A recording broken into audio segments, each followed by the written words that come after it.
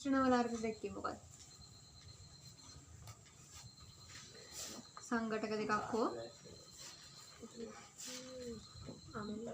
සංඝටක දෙකක් හෝ වැඩි ගණනකින් සමන්විත වූ සංඝටක භෞතික ක්‍රම වලින් වෙන් කරගත පදාර්ථ මිශ්‍රණය. සංඝටක දෙකක් හරි වැඩි ගණනක් හරි තියෙනවා. හැබැයි එයාලා භෞතික ක්‍රම වලින් වෙන් කරන්න පුළුවන් නේ. එයාලා තමයි මිශ්‍රණ කියන්නේ. මිශ්‍රණ ප්‍රධාන වර්ග දෙක සමජාතීය මිශ්‍රණයි විෂම ජාතීය මිශ්‍රණ. සමජාතීය මිශ්‍රණ කියන්නේ මොනවද?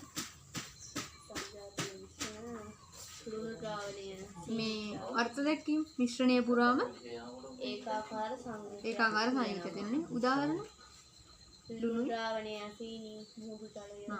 විෂම ජාතීය මිශ්‍රණ කියන්නේ මොනවද? විෂම ජාතීය කියන්නේ අර මේ මිශ්‍රණය පුරාම සංයුතිය ඒකාකාර නෑනේ.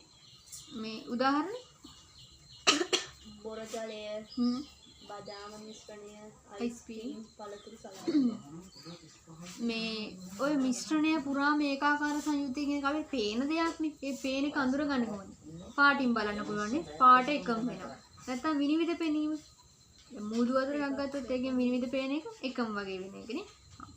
අර සමජාතීය මිශ්‍රණ වල ඒ දෙකම එකයි. විෂම ජාතීය මිශ්‍රණ වල නම් වෙනස් වෙනවා තැනටනේ. මේ බදාම එකක් කියමුකෝ. බදාමගේ යට ටික තද පාටින් පේන උඩ ටික ලා පාටින් පේනවනේ.